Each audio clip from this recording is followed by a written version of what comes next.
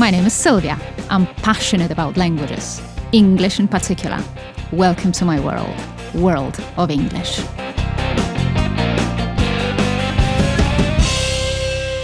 Dear everyone, with the 33rd episode, I'm introducing a slightly new format. I have just used the expression slightly new because I do believe that you have experienced this very format before. You experienced that in the episode with Ken Ramirez, because the format that I'm talking about is an interview. And yes, I have invited a new person to the World of English podcast. I have invited a great girl, a passionate person, Veronica. Thanks for being there with us, with myself, who I have the great pleasure to work with. With this very episode, I want you to celebrate diversities. And again, you will see the similarities and the differences between American English and British English. And that only proves how much we care about the quality, the best quality that we can offer to our students. So whenever you stay with us, you are safe, you are in safe hands. And I do hope that you will enjoy this episode. As always, you will listen to some life stories, how it all began, how it all started, how people can grow through English, how they can develop. And you will, just as I said a while ago, you will hear very visibly the difference between British English and American English. Enjoy this time spent with us. So this time it is not only myself, but with us. And you know me, I'm waiting for your feedback, so please let me know how you feel about that. Hi, Veronica. Hello, how are you? I'm very good. I'm so happy that I can meet you, that you agreed to have a little chat with me. In person. We finally see each other in person because we usually that's do the online version. Yeah, that's a lovely thing, to see the bones, the flesh and bones. But it doesn't happen very often nowadays. So I'm asking back, so how are you today? I'm very good. I'm actually a little bit nervous, but also extremely excited. Yeah. And thank you so much for the opportunity, because it's always a new experience, fun experience. Yes. And always lovely to talk to you about our English experiences. So I'm very excited. Yeah. So that's what I wanted to say. The reason why I wanted to talk to you is that I love your English. I love talking to you. Thank you. Yeah, I love my ear loves it. And I guess anybody who is listening to us right now, or anybody who is watching us right now, they can say that we are different. I mean, in terms of the language. Probably noticed. Yes. Yeah. So of course, your base of the language is American. We are not surprised, but whereas my version of the language is British. It is British English. And will you please tell me how it all started with you? I mean, the first question would be if you wanted, if that was a very conscious thing for you to speak American English, because as we know, both of us, as we're teachers, we know that the variety of the language that is promoted more or less at schools and different courses, that would be British English. That's true. Yeah.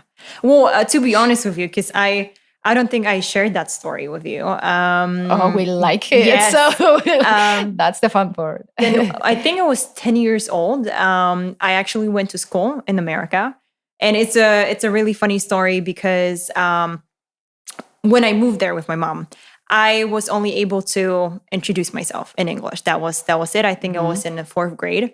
So, right. So sorry to interrupt you, but then this is a bit of a surprise, when this, I know. Fun fact. But the thing is that you went to school there. So you had this, you have that background with education, because I know that you lived in America quite recently, but not as a kid. So please tell us.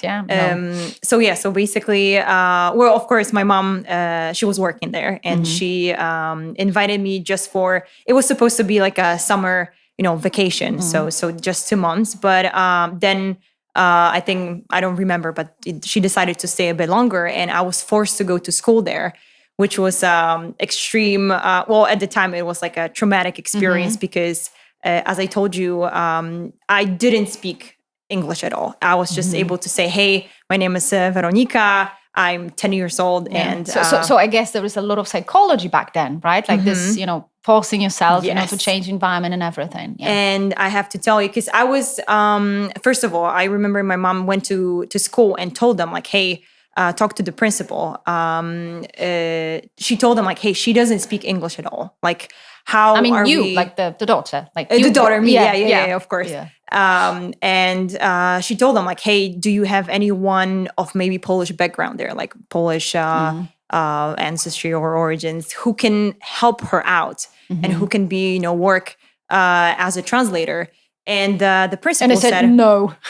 The principal was like, listen, if we have a translator for her, she will never learn English. Yes. So they basically put me in class, and I was sitting there for, I would say, first 3 weeks. I was just sitting there listening. Yeah, exactly. I was just looking around me like, what is this language? What are you talking about? And I think after 3 weeks, I noticed I was able to have like a very, very simple, like a basic conversation, but I was able to actually understand and respond. Yeah. So that just proves that this immersion, that kind of thing that you are forced, that you have to survive. So I always use this word, this element of survival, right? So when you are in a given society, you just have to survive. And this is exactly what we do, right? We kind of push people a little bit, to survive, to survive the class, right? But coming back to this American origin, so to say, we know that you started then back in Poland, etc. But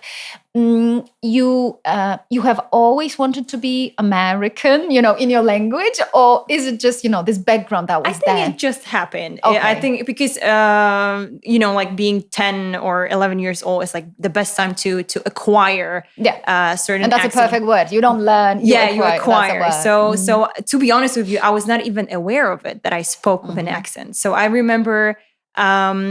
I think I've realized that when I started like studying English. So during my university years, I remember that I had one of the teachers. I think it was like a phonetics class. I think so. Yeah. So and she approached me after the very first class. She was like, "Listen, I can't teach you. I can teach you pronunciation." So that was back in Poland. It was. I think 6 years. 6 years ago studying. I think so.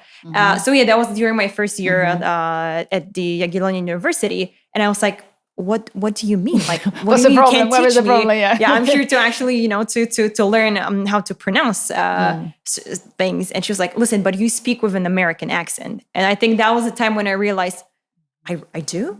She was like, yeah, and I'm really sorry. I just speak English. Yeah, I'm just like, I know words, I know some grammar, and she was like, I'm really sorry, but you can not really attend my classes because she doesn't want it to mix. Yeah, she spoke with the is it RP RP receive the standard. Yes. So she was like, listen, I don't want you to like mix your accents because I rather you speak with your American variety than something of a European mid-Atlantic approach. That's what I call it. Yes, this is the one. So she basically excluded me from the classes and said, "Listen, I'm going to give you an A because I know you can speak English and you pronounce it very well, and you the sound accent because native, that was a class that was supposed to teach us the accent. The accent. So and I think that was the time when I realized, I sound a bit differently than other people. So. Yes. But has it ever been an issue for you, to speak with this American accent or speak this American English? As I said, because when it comes to education, many times, very often, it is a British English that is forcing people.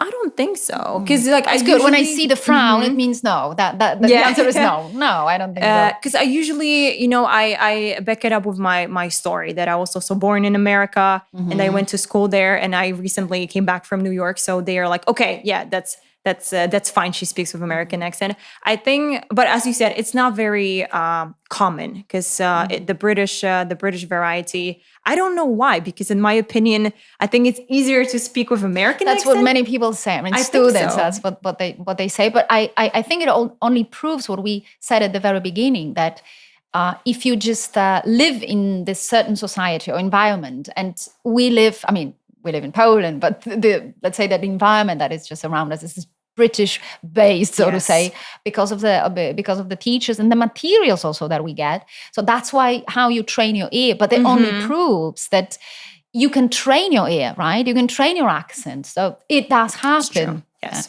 So that proves the thing. But has it helped you as a teacher, that you stand out? Yes, a bit? Definitely.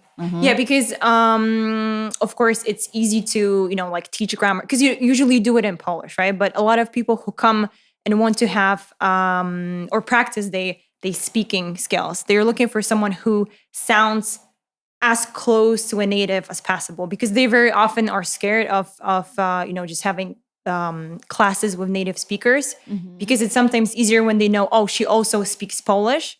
They feel safe. Yes, because they know that, oh, if I don't understand something, I can ask her in Polish and she can maybe explain it. Yeah. But it definitely helped me. And also the fact that I sound American. It was really funny. I remember when we spoke first time and you told me, oh, like, this is so cool that you have this American accent. I was like, really? Like, I don't really feel special, And to me, the American accent was always something, I don't want to say inferior, but like British accent is kind of associated with the royal family and Great Britain. Yeah, so that kind of thing. But I think it kind of like also suits my personality. So like I think it's genuine. And also how definitely. I sound in English. So. And I had this talk with somebody, with one of our students recently, that they asked me like, Sylvia, so you are British based, because people they hear me and say, oh, she's British, but. And I had this talk, why did I choose, or why didn't I become the American version? And I think you just hit the nail on its head, so to say, that it just goes with this personality, I think. So I think I am more pro-British, if I can say it, in personality, if that means anything. But this base that you have, that you were born there, that you lived there, and that you have recently come back from New York, right? Yes. Then it just, it just suits definitely this this personality.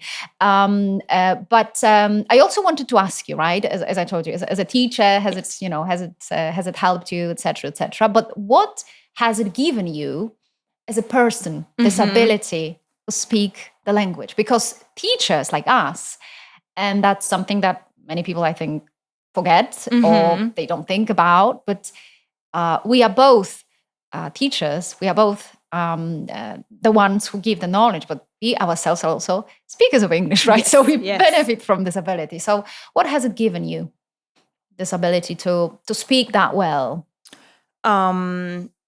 Definitely the ease of like communicate, because it's really funny when you're in Poland, you don't really like think about it. But as you mentioned, I got a chance to be in New York for a year, and that was incredible to realize that I am able to. I don't even think about it when like speak English, because I know this is a challenge for many people to to switch between languages, and I think for us it's just easier because you think in English, so it sounds, I think, natural. Also, this is absolutely crazy because that my boyfriend is a native speaker. He's from New York, and I had never actually imagined myself, in a relationship with a foreigner, because I was like, what? Like I won't be able to like communicate well. Yes, like all the jokes and I don't know the. I would say lost between the lines, like lost in translation. I would say. Yes. So I was like, no, that's not for me. And when I heard the stories of people being in like in those kind of relationships with mixed languages, I was like, oh no, definitely not. It's impossible. Now I am in one, and it's really funny because I don't even think about it on a daily basis. We just communicate, and it's amazing because we both have the academic, the scholar background. So, for example, he teaches me about all those like appliances, but also all the words that we use on a daily basis, but in Polish, and that we are familiar with. For example, sitko. I didn't know how you say sitko in English. So words like that. And that makes you a very special teacher, because you're a teacher who knows how to say it. Yes, exactly. Because it's easy to talk. This is also what I've learned in when I was in New York. It's easier to have a presentation and like use this very sophisticated language that you actually learn during your university years, whereas use the informal. Exactly. So this is the thing, right? We come back with this, massive knowledge and education. Exactly. And then when we want to talk about people, the small talk, the typical. And what do you say? Like, do you read Shakespeare? And Exactly. people say, no, no, I don't. What shall I do? What shall I say? But this is exactly what there is, this natural language. But as you started talking about those little things, yes, appliances, no, that's perfectly all right. But that just got me thinking, if these American expressions, right? Because we know that there is this different standard of British English and American English.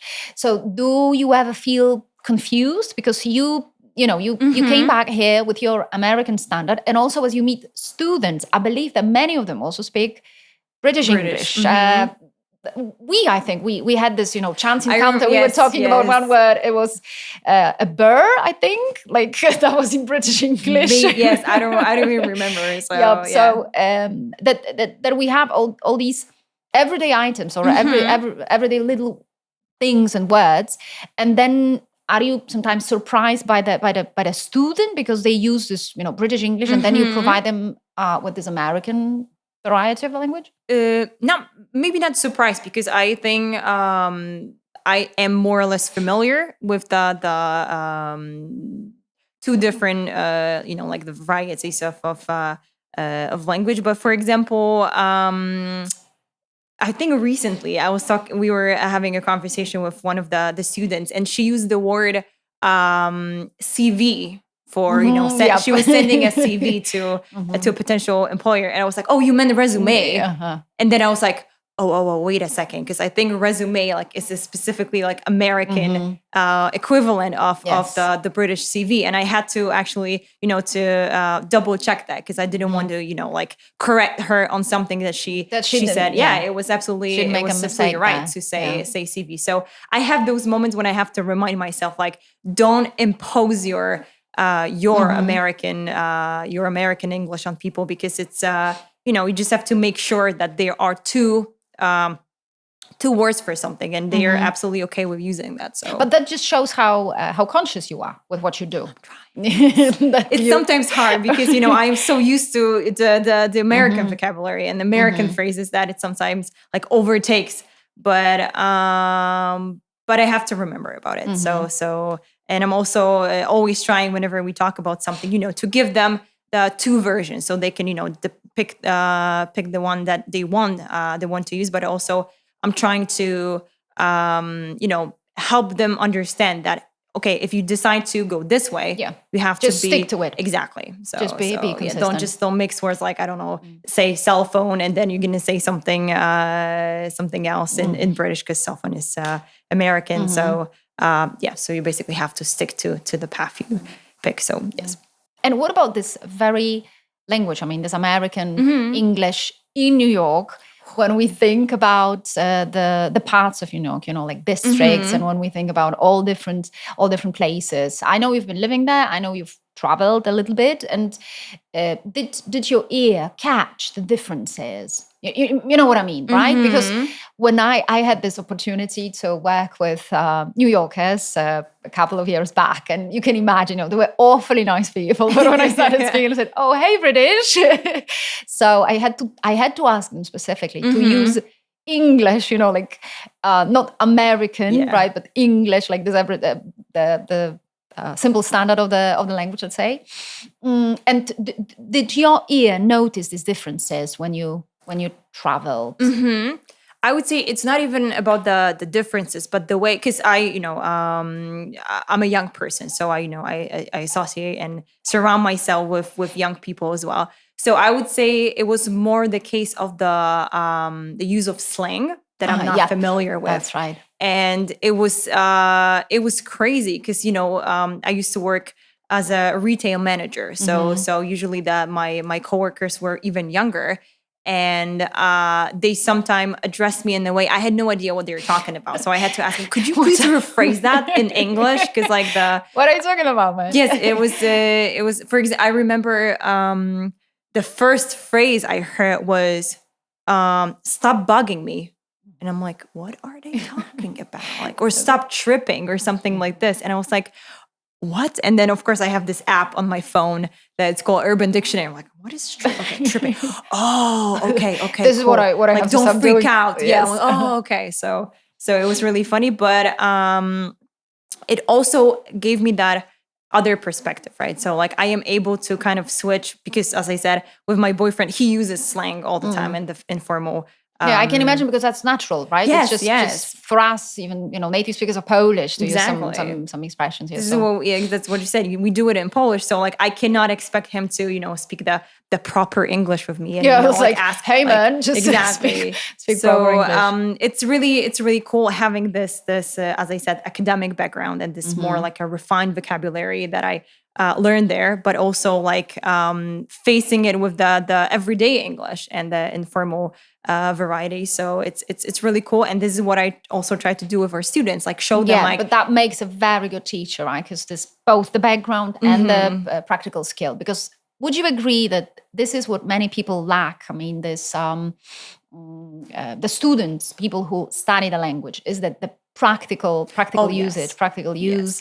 And whenever, and this is what we experience on a regular basis, right? Whenever there is this need to say something, pick up a phone or something and then say, oh gosh, they were speaking English. What am I supposed to do, right? So there is the problem, I guess, of teaching English and just maneuvering to teaching English as such as a subject. Are there any misconceptions, in your opinion, that we have, right, when it comes to teaching English, that if you don't do this, you will never be able to do that? Or because specifically, I think in Poland, we've got a little bit of a problem, I could say, that people keep learning the language, but somehow they cannot use it, right? Exactly. And I guess that when you look at us, it is possible, right? It is possible to, yes, 100%. to do that. Yeah. I always remember, I think it was before our first class, like I like how you always say, oh, she is, I don't know, the proficiency level is not really like advanced, but she's trying, she's doing really great. And then I actually meet the people and they speak very good English, like on a communicative level. And I think in Poland, it's more the case of the mentality that we always want to be the Iron Curtain perfect. also a little bit of history, I would think, right? That that was somehow blocked, and and whenever there was this chance to meet the foreigner, that wasn't very often, or to say something. That just sounded weird, weird for the ear and for the mind, because now we can hear, this is what's going on. We are speaking English and we can hear us speaking English. And for many people, for their brains even, that sounds weird, right? And I think that's the thing there. Absolutely agree. And also the fact that I think probably people in general, they don't like to make mistakes. And I think this is what they're scared of. So basically, of course, they perfect the grammar part, the vocabulary part, but then they are scared of like putting it together and actually try to utter something, because they're like, oh, what if I use the wrong word, or what if I use the wrong tense? And I think this is the only way to actually learn the language, because if you don't actually use it and if you don't speak it, you will never know. So if you want to speak it, you have to speak it. So this is the secret formula. Nothing else. So this is how it goes. But coming back also to this the aspect of being so perfect and not making any mistake that is there, I always have this answer, whenever people approach me and they say, well, what if I make a mistake? And then I just tell them, hey, do you remember, or maybe you don't remember, okay, but maybe some children who are learning how to speak the language, right? Have you ever heard a child producing a perfect sentence in their mother tongues? Exactly. That doesn't happen. We keep on, making mistakes, like falling over and then standing up and again and again and again. But the more we do it, right, it is a little bit, I would say, even of this physical activity for me. You just you just have to keep going, repeating, revising. But I think when there is this pleasure out there, because there is this need to communicate, I think this is the best thing, right? For people, because I will travel, I will go, I will meet people, yes. But now I want us to step back a little bit and talk about the language, as these speakers. So so you mentioned your relationship, that this is how it how it has changed, and what else has it given you? This ability to be a speaker, not only a teacher of English, but a speaker of English. I would say, because I love speaking English, so definitely, I would say it gives you this freedom that when you I go was to. waiting. You I were asked waiting the for the question answer. to Okay, yes. but the fact that you actually go to a different country and you're just able to, first of all, make friends with people, not only Poles, right? But you can have friends in Spain and I know in Germany, and this is the language that you use to communicate. So basically, I would say it gives you the freedom. Also to travel, because you don't have to feel like, like I don't really speak English. So what if someone asks me about something? So I would say this is that's a really good question. I never thought. And I think you see, sorry to interrupt, No, but absolutely. I think that the question surprises you a little bit, because for both of us, I think both of us or people like us, yes, it has never been a problem. It was natural, yes. Yeah. I think so. So when people come to us, we need to step into their shoes, and we need to understand that they cannot go, that they cannot travel, they cannot make these friends. Yes. And would you imagine yourself not having this ability, actually? No. So it's just it's funny you ask, because like I just started thinking about it right now. I'm like, well, I cannot really imagine how hard it has to be for them to actually, to try to use a language that they are not really like familiar with, and it has to be like, it's probably a struggle for them and a real challenge. That's why I really appreciate our students who, like, when you come to class, to a class with them, and you just start a conversation. And like for me, it's pure pleasure. I just sit there and talk about, like daily activities, their passions and stuff like that. And I don't even think about it, like how much effort they put into it, because it also sounds so natural from their side. So, but yeah, I think it has to be very difficult, like when you are native in one, like in Polish, and then you have to use a language that is completely different. So we have to remember this, and that's another little thing that helps people to study language.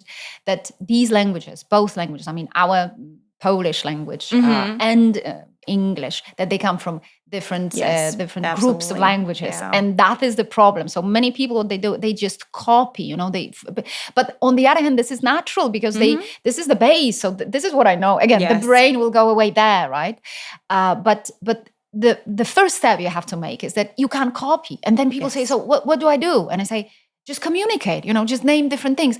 But I wanted to ask you one other thing, because I believe that when we just prove to people, right, because we are both, once again, teachers, but also speakers of English. So we've been there. I mean, we started back then, studying the language and also making mistakes. Oh, absolutely. So is there any mistake, like a mistake when it comes, to not to your exam or something, because that's a rather artificial situation, but this real life situation that in a language, when you were studying, when you just started, maybe as a little girl, as you mentioned, that just you had to just overcome because you simply made a mistake, and there was this misunderstanding. Because I remember one situation like that. I think I was 12, 13, but I'll wait for you. You can go first, because actually I have an example, but I'm not sure if this is like the right example. Okay. So let's see, you can go first, and then I'll just. So I will tell you that what I did is, because and maybe this is the game changer, because I was always the kind of kid who talks to people, So when I started with English, I said like, hey, why don't I, just go and talk to people? And I remember that we had in our family these visitors from Britain. I remember they were from Britain. And I wanted to prove, I'm so smart, I know the language. And I went to the girl. She was a teenager, so I was 12. So I was like a little girl for her. She was a teenager. She was 16. And I wanted to offer her some food. And I wanted to offer her ice cream. But somehow, I didn't put the cream next to it, because I just remember ice. And then I said, like, would you like ice? I'm sorry for the mistake, because there's a grammar mistake there. But I just used the word ice. And her face, she got pale. She looked at me and I was like, what is going on? And she showed the ice here. And she said like, no, thank you. Because I thought she understood we were eating ice. My God. here in this country. So there are mistakes, it just proves, it just shows that we We make these mistakes, but we learn through them. So we shouldn't be afraid. I will never make the mistake again, so I can differentiate. You learn your lesson, yes. Between ice cream and between the eyes. So it has. I'm not suggesting maybe there was. Well, I'm not sure if we can use it compare. Here, but it was actually happened when I was in Chicago when I was 10 years old, and I didn't understand what people were talking to me about. And actually, the school, the district I was in, it was a Jewish school. So so I mean, of course, it was like a private Jewish school. And I remember one of the kids approached me. It was like during my first weeks, and so that is trauma, when somebody comes to you. Of course. And they asked me, "Are you Jewish?" And my answer was, sometimes yes, sometimes not, because I had no idea what Jewish meant. So I thought, okay, this is a safe answer. And I remember the kid just looked at me like, interesting, and they left. So that was kind of a story my mom likes to repeat, but I think it's a perfect example. It's a great example, right? So I think it's the same goes like, are you a girl? And then you say sometimes I'm yes, exactly. So I also have another anecdote. It was actually when I was in New York, and I was applying for a job. And of course, I got some question about like angry customer, and I remembered I didn't want to, it's like a semi-formal setting, right? So and I remember I didn't want to repeat the word anger, so instead of anger, I used wrath. And the person who was interviewed, because like it's a typical like a biblical word, and the person looked at me like, what is she talking about?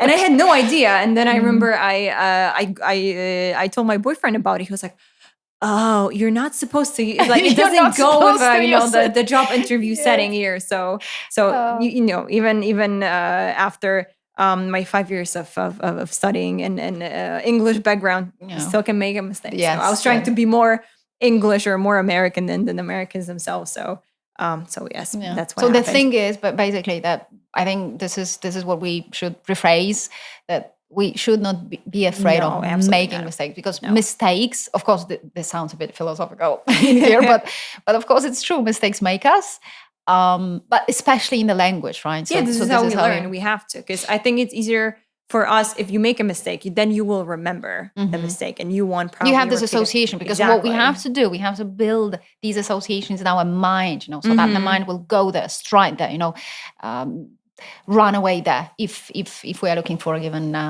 word. What works best for you as a teacher and also as a speaker of English, when it comes to the language? What works for you? What I really like to do is because I watch everything in English and with also English subtitles. I always have my phone next to me, and whenever I see a phrase or a word that I really like, I just put it down, because a great thing. Yeah. I love it, and it's because it's very it's not forced. Because it's usually TV shows are the most natural way of speaking. Yes. So basically, that this is the language people actually use. So I just love it. I have like a whole list of completely random phrases, and the words that do not go together. But I like, for example, when I'm on a tram or a bus, I just go through it and just check reread it, or just repeat it in my head, like, oh, okay. So, and of course, I may not use them, because some phrases are very like context specific, but it's just nice to have it there. Like exactly. So but I think it's that's what I always advise our students on doing. Like, if you like something, if you hear something that stays in your mind, just put it down in case you will have it. And I think it's a great way of learning the language. And is there anything that doesn't work for you? Again, both as a teacher and as a speaker, because we are going both ways here. But I think it is also a nice thing to remember that we are also the speakers of the language. And people sometimes come to me and they say like, oh my gosh, I forgot so many words. And I say, hey, that happens to every brain of a speaker of the language. Of course, if you are fluent, you can't see this, right? Yes. I mean, that much. But any speaker, right, has the good days and the bad days. Of course. It's just that the fluent speakers, they shine through even on their bad days. Yes. That's what happens. But is there anything that you don't enjoy?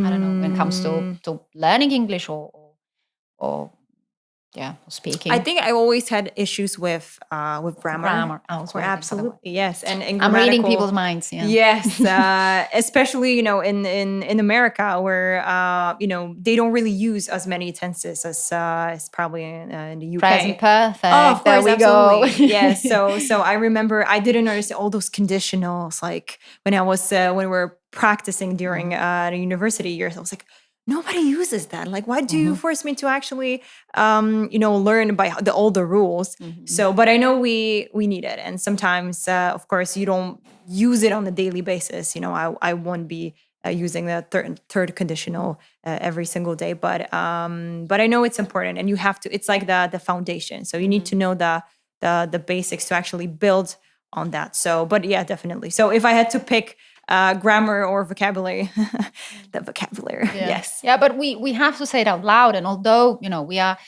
teachers, meaning that we have to find a way to get to our students and somehow tell them that everything is important in English, in the language. But I think we need to prioritize. And when it comes to communication, and that is the top thing for myself. So the survival element, you are hungry, you are in a foreign country, and you need to get a piece of bread. So, hey, you have to do it, right? So there is this element of survival. But I would also say, I can't say it. It would be risky. I can't say that vocabulary is more important than grammar, but still, what is more important is the words, exactly. So even if you know one word and you can pick something and say, hey, a glass, yes, or bread, yes, then it helps you. Then it helps you going, rather than studying these lengthy definitions. And of course, they are important because there are again two varieties of the language. So one thing is the input and the output. So the input can be very different sources. We read literature, we read magazines, and we can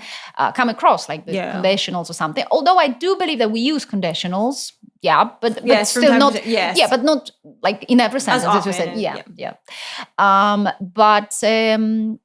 yes, I would encourage people to learn words, and I would never say that there is a word that is too difficult for a given level. You know what I mean? Because sometimes my favorite word is ventriloquist, and it's hard to say what I shall put it. It's not the first line word, I would say, but language is words, right? Language is music, right? So the more words you know. Yes. It's very true. And the more willingness you have to put them in a sentence, even if you change the word order, but you build information, and this information is crucial for speaking simply, right? So anybody who studies the language but they cannot speak, I'm sorry, I have to say it. It means they actually don't know the language, right? So even when there is this, grade or certificate or something, but you can't use it. I'm sorry, you can't use it. You are not a speaker of the language. So so that's the thing. But I think also in schools the issue is that there's too much focus on grammar. Because I remember myself, almost every single test or exam was about the grammatical rules, how to use this particular tense or so. And as we said, we use language to communicate. So it's, as you said, it's better to know. You need a vocabulary, and it's enough if you know, like, I don't know, just present tense and past tense. That's enough. Oh, okay, future tense. Yeah, but I would say exactly. You have to just divide it into a couple of elements. Yes. Like this is the present, past, future. This is exactly what we do on a regular basis, right? Even in Polish, like, you don't use like complicated grammatical structures because and this is the thing. People very often forget that they need English to communicate, not to give amazing lectures or presentations. So that will come with time. So absolutely, of course. But the basis, the brick, the foundation. People usually struggle with. It's just a simple, like I conversation. Go to a foreign country and they just want to talk to someone. I don't know, a bartender, right? So they're like, oh, which tense to use? Which word would that be? This is something I wanted to point out. So I I experienced that. That was one of our students who was working with us and just practicing this natural speech. And then they went to some, they went on a trip, I think, somewhere, but it was with their school. And she was studying both at school because she was like this very smart girl who was learning the language at school, but also outside school.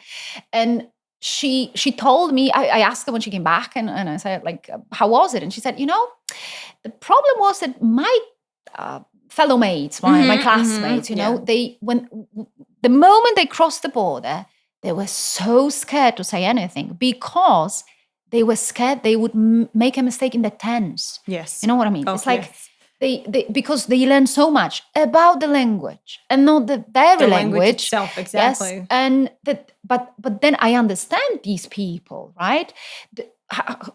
What would you do, right? If somebody just keeps on telling you, right, this tense wrong, this and that, this, and then you just go abroad and you are so scared and because confused because there are so many options to use. Yeah, and I always repeat, hey, you can say, I live in Poland. I am living in Poland. I've been living in Poland. I've lived in Poland. And actually, of course, there are subtle differences, but the information is there, right? Exactly. You communicate, right? And instead of this, people just go numb, as I said. They go like, okay, I will stay silent. And this is how it goes. How long have you been learning English? Or, like for the last 10 years? And can you go and say a word, and get a cup of coffee for yourself?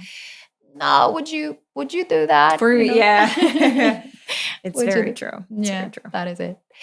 All right, then. So I guess we need a bit of a summary in here after this very, very lovely discussion. And what can we say, right? Can people actually learn English? Absolutely. Yes, you just have to risk it, and don't worry, about people judging you, assessing you. Just have fun, and this is it's about joy of speaking, and it doesn't matter which tense you use so as I said, just have fun, make friends, travel, and I think this is the key element here. So Veronica, pleasure talking to you. Thank you for having me. It wasn't as scary as I thought, so thank you so much for the opportunity. Thank you so much. Cheers. What should I say? We don't say cheers. Yeah, you don't say, you see, that's what a do we thing. say in there we go. So we say cheers.